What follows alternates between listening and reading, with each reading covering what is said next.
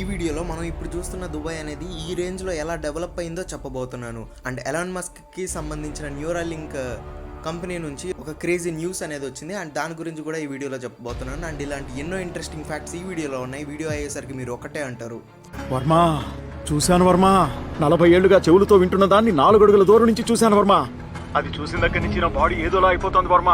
Fact number 1, ఇదొక disorder fact. అదే బాన్థ్రోపీ. ఇదొక రేర్ సైకలాజికల్ డిసార్డర్. ఇందులో ఏం జరుగుతుందంటే ఈ డిసార్డర్ ఉన్న వాళ్ళు ఒక ఆక్స్ ఆర్ కౌగా ట్రాన్స్ఫార్మ్ అయినట్టు ఫీల్ అవుతారు. అంటే వాళ్ళు ఒక కౌగా మారిపోయినట్టు వాళ్ళు ఫీల్ అవుతారు అండ్ కౌ లాగే బిహేవ్ చేస్తారు. అండ్ వీళ్ళు నార్మల్ ఫుడ్ని కూడా తీసుకోలేరు, వీళ్ళు గడ్డినే ఆహారంగా తీసుకుంటారు. అండ్ ఈ డిసార్డర్ ఉన్న వాళ్ళలో ఇంకా కాంప్లికేషన్స్ ఏమొస్తాయి అంటే డిస్కనెక్షన్ విత్ హ్యూమన్స్. అంటే ఇది వరకటిలాగా హ్యూమన్స్తో వీళ్ళు అంత ఈజీగా ఇంటరాక్ట్ అవ్వలేరు అండ్ కన్వర్జేషన్ కానీ బిల్డ్ చేయలేరు, అంటే ఈజీగా మాట్లాడలేరు. అండ్ డాక్టర్స్ని ఇది క్యూరబుల్ అని అడిగితే ఇది పర్సన్ టు పర్సన్ వేరీ అవుతుంది. అండ్ ఆ డిసార్డర్ ఉన్న ఇంటెన్సిటీని బట్టే మనం ట్రీట్మెంట్ ఇవ్వాలి అని చెప్తున్నారు. Fact number 2, the battle of currencies. ఇది 1788వ సంవత్సరంలో జరిగింది. అండ్ ఇది ఆస్ట్రియా అండ్ టర్కిష్ కంట్రీల మధ్యన యుద్ధం జరిగే టైంలో జరిగిన ఇన్సిడెంట్ అనమాట. ఆస్ట్రియాకి చెందిన ఆర్మీ ఆర్ ట్రూప్స్ అనేవి కరెన్సీస్ అనే టౌన్లో క్యాంపింగ్ చేస్తున్నాయి, అంటే ఆగున్నాయి అక్కడ. యాక్సిడెంటల్గా ఆ ట్రూప్స్లో ఒకరు గన్ అనేది ఫైర్ చేశారు. అండ్ ఆస్ట్రియాకి చెందిన పర్సన్స్ ఆర్ ఆర్మీ పీపుల్ ఏమనుకున్నారంటే ఎనిమీస్ వచ్చారనుకొని వాళ్ళు కూడా రివర్స్ ఫైర్ అనేది స్టార్ట్ చేశారు. ఈ మిస్అండర్స్టాండింగ్ వల్ల ఆ టైంలో కొన్ని వందల మంది ఆర్మీ సోల్జర్స్ అనేది చనిపోయారు అండ్ కొన్ని వేల మంది ఇంజూర్ అయ్యారు. ఈ అంతా మిస్అండర్స్టాండింగ్ ఆర్ కన్ఫ్యూజన్ ఎందుకు వచ్చిందంటే ఈ ఆస్ట్రియా ఆర్మీ అనేది మల్టీనేషనల్ ఆర్మీ. అంటే ఈ ఆస్ట్రియాకి అండ్ టర్కిష్కి జరగాల్సిన యుద్ధంలో కొన్ని గ్రూప్ ఆఫ్ కంట్రీస్ అనేవి కలిసి వచ్చాయి ఫైట్ చేయడానికి. సో అవి మల్టీనేషనల్ ఆర్మీ ట్రూప్స్ కాబట్టి కొన్ని కంట్రీస్ వాళ్ళు వేరే వేరే డిఫరెంట్ లాంగ్వేజెస్ అనేది వాడతారు కదా. సో ఆ డిఫరెంట్ లాంగ్వేజెస్ వల్ల వచ్చిన ప్రాబ్లమే ఇది. సో ఆస్ట్రియా రియల్గా టర్కిష్ కంట్రీతో వార్ చేయకముందే అది వార్ని ఓడిపోయినట్టు డిక్లేర్ చేసి రివర్స్ అయింది. ఎందుకంటే ఆ టైంకే మిలిటరీలో ఉన్న చాలా సోల్జర్స్ అనే వాళ్ళు ఇంజ్యూర్ అయ్యారు అండ్ కొంతమంది అయితే చనిపోయారు. ఫ్యాక్ట్ నెంబర్ 3, ఈ వీడియో చూస్తున్న మోస్ట్లీ అందరికి కూడా తెలిసే ఉండొచ్చు, వీనస్ అనేది మన సోలార్ సిస్టంలో హాటెస్ట్ ప్లానెట్ అని. మన సోలార్ సిస్టంలో సీక్వెన్స్ ప్రకారం చూస్తే సన్కి దగ్గరగా ఉండే ప్లానెట్ మెర్క్యూరీ, కానీ వీనస్ ఆ సీక్వెన్స్లో సెకండ్ వస్తుంది. అయినా కూడా వీనస్ ప్లానెట్ అనేది హాటెస్ట్ ప్లానెట్. ఇలా ఎందుకో ఇప్పుడు చెప్పబోతున్నాను. వీనస్ ప్లానెట్ యొక్క అట్మాస్ఫియర్లో ఎక్కువగా carbon dioxide and sulphuric acid clouds అనేవి ఉంటాయి. సో ఇవన్నీ గ్రీన్ హౌస్ ఎఫెక్ట్కి కారణం అవుతాయి. సో ఈ కార్బన్ డైఆక్సైడ్ అనేది గ్రీన్ హౌస్ గ్యాస్ కాబట్టి ఇది హీట్ని అనేది లోపలికి ట్రాప్ చేస్తుంది కానీ రిఫ్లెక్ట్ చేయలేదు. సో ఆ హీట్ అంతా వీనస్ ప్లానెట్ మీదే ఉండి అది హాటెస్ట్ ప్లానెట్గా మారింది. ఇక్కడ టెంపరేచర్స్ దాదాపు 900 degrees ఫారెన్హీట్ ఉంటుంది అండ్ మెర్క్యూరీ ప్లానెట్ మీద 800 degrees ఫారెన్హీట్ మాత్రమే ఉంటుంది. ఫ్యాక్ట్ నెంబర్ 4, మనలో మ్యూజిక్ అంటే మోస్ట్లీ చాలా మందికి ఇష్టమై ఉంటుంది. అండ్ అలా ఇష్టం ఉండడానికి దీని వెనుకున్న సైంటిఫిక్ రీజన్ అనేది ఇప్పుడు నేను చెప్పబోతున్నాను. దీని వెనుకున్న సైంటిఫిక్ రీజన్ ఏంటంటే మనం సాంగ్స్ని వినేటప్పుడు దాని నెక్స్ట్ లైన్ ట్యూన్ ఆర్ మ్యూజిక్ని హమ్ చేస్తుంటాం ఆర్ ఊహించుకుంటుంటాం కదా. సో ఆ టైంలో మన బ్రెయిన్ అనేది ఒక న్యూరో ట్రాన్స్మిటర్ అనేది రిలీజ్ చేస్తుంది, అదే డోపమైన్. ఇది మనం హ్యాపీగా ఫీల్ అయ్యేలాగా చేస్తుంది అండ్ ఈ డోపమైన్ చాలా సందర్భాల్లో రిలీజ్ అవుతుంది మనం హ్యాపీగా ఉండడానికి. సో మ్యూజిక్ వినేటప్పుడు కూడా ఇది రిలీజ్ అవుతుంది అండ్ ఇది మనకి ఒక రివార్డ్ లాగా అనమాట. నెక్స్ట్ లైన్ని కరెక్ట్గా గెస్ట్ చేసినందుకు మన బ్రెయిన్ రిలీజ్ చేస్తుంది. సో మోస్ట్లీ అందుకే మ్యూజిక్ అంటే అందరికీ ఇష్టం ఉంటుంది. ఫ్యాక్ట్ నెంబర్ 5, ఇదొక మిస్టీరియస్ ఫ్యాక్ట్ అనమాట. అది బెంజమిన్ ఫ్రాంక్లిన్ గురించి. ఈయన ఒక సైంటిస్ట్, ఇన్వెంటర్ అండ్ రైటర్. ఈయన చేసిన ఒక ఇన్వెన్షన్ ఏంటంటే ఓడోమీటర్. అంటే మనం ఇప్పుడు వాడుతున్న వెహికల్స్లో ఓడోమీటర్ ఉంటుంది కదా, వెహికల్ అనేది ఎంత డిస్టెన్స్ ట్రావెల్ అయిందని చెప్పడానికి. సో ఈయనే ఆ ఇన్వెన్షన్ చేసింది. అండ్ మెయిన్ మ్యాటర్లోకి వెళ్ళినట్లయితే బెంజమిన్ ఫ్రాంక్లిన్కి లండన్లో ఉన్న హౌస్లో దాదాపు 15 మంది హ్యూమన్ బాడీస్ యొక్క 1200 హ్యూమన్ బాడీ బోన్స్ అనేవి దొరికాయి. అందులో 6 నుంచి 8 మంది చిల్డ్రన్ ఉన్నారు అండ్ వారి స్కల్స్ కూడా ఉన్నాయి. ఇది ఎలా బయటపడిందంటే 1998వ సంవత్సరంలో ఆయన హౌస్ని అనేది రినోవేట్ చేసేటప్పుడు. సో ఆ టైంలో తన బేస్మెంట్లో ఈ బాడీలకు చెందిన స్కెలిటన్స్ అనేవి బయటపడ్డాయి. అండ్ ఇంకా డీప్గా వెళ్ళినట్లయితే బెంజమిన్ ఫ్రాంక్లిన్ యొక్క ఫ్రెండ్ అయిన విలియం హ్యూస్ అని ఈ పని చేశాడు అని. ఆ టైంలో అంటే 1760s టైంలో హ్యూమన్ బాడీ యొక్క అనాటమీ గురించి అంత డీటెయిల్ ఇన్ఫర్మేషన్ అనేది ఉండేది కాదు. సో ఈ విలియం హ్యూసన్ అనేది హ్యూమన్ బాడీ యొక్క అనాటమీని తెలుసుకోవడానికి ఇల్లీగల్గా ఈ పని చేశాడని తెలిసింది. కొన్ని వీడియోస్ అండ్ యూట్యూబ్ ఛానల్స్ అయితే డైరెక్ట్గా చెప్పేస్తున్నాయి బెంజమిన్ ఫ్రాంక్లిన్ యొక్క ఫ్రెండ్ విలియం హ్యూసనే ఈ పని చేశాడని. బట్ 100% కరెక్ట్ ఇన్ఫర్మేషన్ అనేది ఎక్కడ కూడా లేదు. నేను ఎన్నో వెబ్సైట్స్ అండ్ రిటర్న్ డాక్యుమెంట్స్ని కూడా చెక్ చేశాను, ఎక్కడ కూడా లేదు. అండ్ చాట్ జీపీని కూడా అడిగాను లాస్ట్కి, అదైతే కరెక్ట్గా ఉన్న ఇన్ఫర్మేషన్ మొత్తాన్ని సెగ్రిగేట్ చేసి మనకి కరెక్ట్ ఇన్ఫర్మేషన్ ఇస్తుందిగా. సో అది కూడా కరెక్ట్గా చెప్తుంది, నీకు దొరికిన ఇన్ఫర్మేషన్తో జనరల్ స్టేట్మెంట్స్ అనేది పాస్ చేయొద్దు, ఏ డాక్యుమెంటెడ్ ఎవిడెన్స్ కూడా లేదు ఈ విలియం హ్యూసన్ చేసిన పని గురించి అని. సో ఇది ఇప్పటికి కూడా ఒక పెద్ద మిస్టరీగానే ఉంది. ఒక హౌస్ కింద ఇంతమంది డెడ్ బాడీస్ యొక్క బోన్స్ ఉన్నా కూడా, అది కూడా ఒక పెద్ద సైంటిస్ట్ హౌస్ కింద.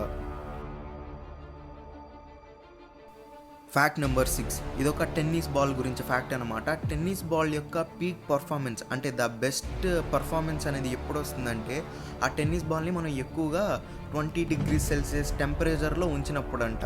అంటే ఈ టెంపరేచర్లో బాల్ని ఎక్కువగా ఉంచితే అది పర్ఫెక్ట్గా బౌన్స్ బ్యాక్ అవుతుంది అని. సో ఈ టెన్నిస్ బాల్ని హై టెంపరేచర్లో పెట్టిన ప్రాబ్లమే, తక్కువ టెంపరేచర్లో పెట్టిన ప్రాబ్లమే. ఎందుకంటే ఎక్కువ టెంపరేచర్ ఉన్న దాంట్లో పెడితే ఆ బాల్ లోపల ఉన్న మాలిక్యూల్స్ అనేవి వార్మ్ అవుతాయి, అంటే హీట్ అవుతాయి. దీనివలన ఆ బాల్ అనేది ఎక్స్పాండ్ అవుతుంది అండ్ బాల్ కూడా ఎక్కువగా బౌన్స్ బ్యాక్ అవుతుంది.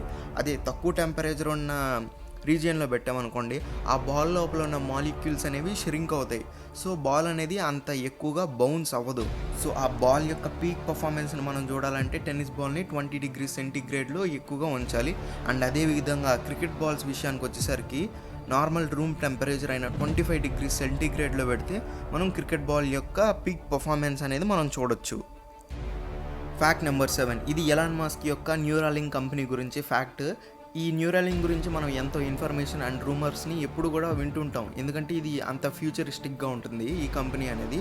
సో లేటెస్ట్ ఇన్ఫర్మేషన్ ఏంటంటే, ఈ న్యూరాలింక్ గురించి ఈ కంపెనీ అనేది లేటెస్ట్గా FDA అప్రూవల్ అనేది పొందింది.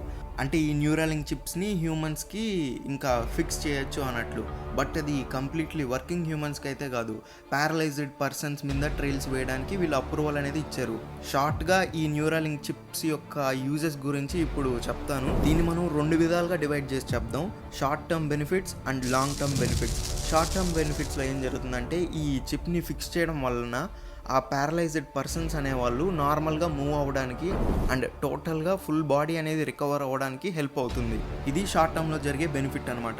అదే లాంగ్ టర్మ్ విషయానికి వచ్చేసరికి, ఈ న్యూరాలింక్ చిప్స్ వలన AI సివిలైజేషన్ ఎలాగో అప్పర్ హ్యాండ్ అవుతుందని ఎలాన్ మస్క్ ఎప్పటి నుంచో చెప్తున్నారు కదా. సో ఈ AI సివిలైజేషన్ రిస్క్ని, హ్యూమన్ టు AI ఇంటరాక్షన్ని ఇంప్రూవ్ చేసి ఈ రిస్క్ని తగ్గిస్తుంది ఈ న్యూరాలింక్ చిప్స్ అనేవి. అండ్ హ్యూమన్స్ పైన ఈ ట్రయల్స్ చేసి ఆ వచ్చిన రిజల్ట్స్ని చెప్పడానికి అండ్ హోల్ ప్రాసెస్కి దాదాపు 6 years టైం పడుతుందని చెప్తున్నారు. నెక్స్ట్ ఫ్యాక్ట్కి వెళ్ళే ముందు నా నుంచి ఒక చిన్న రిక్వెస్ట్, మీరు కనుక ఈ వీడియోని ఫస్ట్ టైం చూస్తున్నట్లయితే వెంటనే ఫ్యాక్ట్స్ విత్ అమిగో యూట్యూబ్ ఛానల్ని సబ్స్క్రైబ్ చేయండి. అండ్ ఈ వీడియో నచ్చితే ఖచ్చితంగా ఒక లైక్ అనేది చేయండి, ఎందుకంటే మన లాంటి చిన్న ఛానల్స్కి లైక్స్ అనేవి చాలా ఇంపార్టెంట్. Thank you.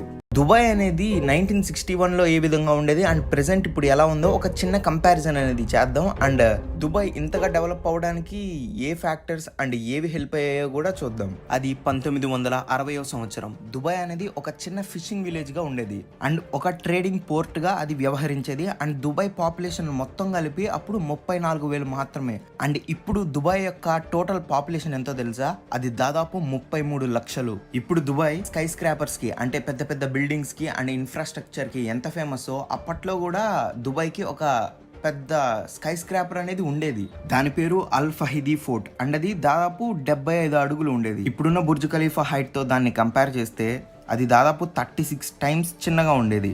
1961వ సంవత్సరం వరకు కూడా దుబాయ్లో ఎలక్ట్రిసిటీ అనేది ఉండేది కాదు. కానీ మన ఇండియాలో 1879వ సంవత్సరంలోనే ఎలక్ట్రిసిటీ అనేది ఇంట్రడ్యూస్ అయిపోయింది. అండ్ దుబాయ్లో షేక్స్ ఉంటారు కదా, అంటే కింగ్స్ రూల్ చేసే వాళ్ళకి కూడా ఈ ఎలక్ట్రిసిటీ అనేది అందుబాటులో ఉండేది కాదు. అండ్ 1961వ సంవత్సరం నుంచే వాళ్ళకి అక్కడ ఎలక్ట్రిసిటీ అనేది అందుబాటులో ఉండడం జరిగింది. అండ్ ఆ ఇయర్లోనే వాళ్ళకి మొట్టమొదటి టెలిఫోన్ కూడా ఇంట్రడ్యూస్ అయింది అక్కడ. అండ్ ఆ టైంలో వాళ్ళు యాజ్ యూజువల్గా మెయిన్ ట్రాన్స్పోర్టేషన్స్కి క్యామెల్స్నే వాడేవాళ్ళు. అండ్ దీంట్లో ఒక ఇంట్రెస్టింగ్ ఫ్యాక్ట్ ఉంది, అదేంటంటే యునైటెడ్ అరబ్ ఎమిరేట్స్కి క్యాపిటల్ సిటీ అయిన అబుదాబిలో ఇయర్ 1966లో ఆ అబుదాబి మొత్తం కలిపితే ఎన్ని కార్స్ ఉన్నాయో తెలుసా?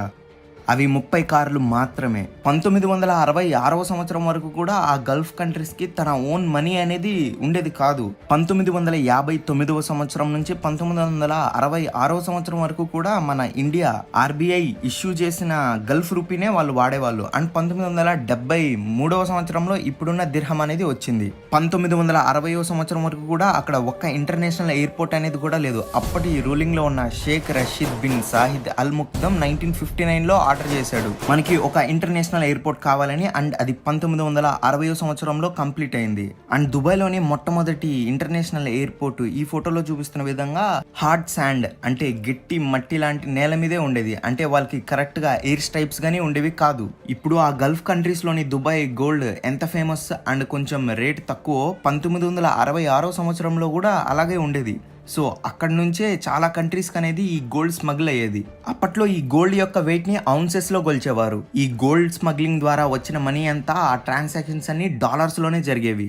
అండ్ ఒక్క ఔన్స్ వచ్చేసి 28.35 గ్రామ్స్ అనమాట. ఆ టైంలో అంటే 1966 సంవత్సరంలో ఒక్క ఔన్స్ గోల్డ్ వచ్చేసి దుబాయ్ లో $35 ఉండేది. అండ్ ఇండియాలో $70 ఉండేది. అంటే దాదాపు డబల్ అనమాట. అండ్ అదే 1966 సంవత్సరంలో దుబాయ్ లో ఆయిల్ ఉందని కనిపెట్టారు. సో అప్పుడే ఇంటర్నేషనల్ కంపెనీస్ అన్ని దుబాయ్కి తరలి వెళ్ళడం మొదలైంది. అండ్ ఆ టైంలో వర్కర్స్ యొక్క డిమాండ్ కూడా ఎక్కువగా ఉండేది. అండ్ ఎక్కువగా అక్కడ వర్కర్స్ మన ఇండియన్సే ఉండేవాళ్ళు. అండ్ దుబాయ్కి ఈ ఆయిల్ వల్ల వచ్చిన ఇన్కమ్ తో అది world's largest man made harbour, Jebel Ali port and Dubai world centre ఇలా ఎన్నో కన్స్ట్రక్షన్స్ అనేది అది చేసి బయట కంట్రీ నుంచి ప్రజల్ని అండ్ కంపెనీస్ ని అది అట్రాక్ట్ చేసింది. ఇది ఒక విధంగా దుబాయ్ డెవలప్ అవడానికి చాలా హెల్ప్ అయింది. సో దీని ద్వారా 1966 సంవత్సరం నుంచి 1976 సంవత్సరం వరకు అంటే జస్ట్ 10 ఇయర్స్లోనే దుబాయ్ పాపులేషన్ అనేది 3 రెట్లు పెరిగింది. బట్ దుబాయ్ అనేది ఈ రేంజ్లో డెవలప్ అవడానికి ఇంకొక మెయిన్ రీజన్ అనేది ఉంది. అదేంటంటే 1985 సంవత్సరంలో మొట్టమొదటిసారిగా కట్టిన ఫ్రీ జోన్స్. అసలు ఫ్రీ జోన్స్ అంటే ఏంటో తెలుసుకుందాం. ఏదైనా గూడ్స్ ఇంపోర్ట్ అయ్యి ఆర్ స్టోర్ అయ్యి ఆర్ అక్కడే ఉండి మ్యానుఫ్యాక్చర్ అయినప్పుడు దానికి కొన్ని కస్టమ్ రెగ్యులేషన్స్ అనేవి ఉంటాయి. ఎందుకంటే అది బయట కంట్రీ యొక్క బిజినెస్ కాబట్టి. కానీ ఈ ఫ్రీ జోన్స్ లో ఏం జరుగుతుందంటే మెయిన్ గా 3 ప్రాఫిట్స్ అనేవి ఆ బిజినెస్ చేసే వాళ్ళకి ఉంటాయి. అదేంటంటే నెంబర్ 1 ట్యాక్స్ బ్రేక్స్ అంటే కట్టే ట్యాక్స్ అనేది తగ్గిస్తారు. Number 2 custom duty benefits. Number 3 లో రిస్ట్రిక్షన్స్. ఏదైనా ఒక కంపెనీ ఆర్ బిజినెస్ కి కావాల్సింది ఈ 3 కదా మెయిన్ గా. సో ఇవి ఆ ఫ్రీ జోన్స్ అనేవి ప్రొవైడ్ చేస్తాయి. అండ్ దుబాయ్ లో దాదాపు 30 ఫ్రీ జోన్స్ అనేవి ఉన్నాయి. And world's largest free zone కూడా దుబాయ్లోనే ఉంది. అండ్ దాని పేరు జఫ్జా. ఇది దాదాపు 52 స్క్వేర్ కిలోమీటర్స్ ఏరియాలో ఉంటుంది. వీటన్నిటి వల్ల దుబాయ్ గ్రోత్ రేట్ అనేది ఎంత ఉందో తెలుసా? అది దాదాపు 569%. అండ్ ఈ వీడియో కింద గైస్ రేపటి వీడియోలో మళ్ళీ కలుద్దాం. Thanks for watching. Bye bye no.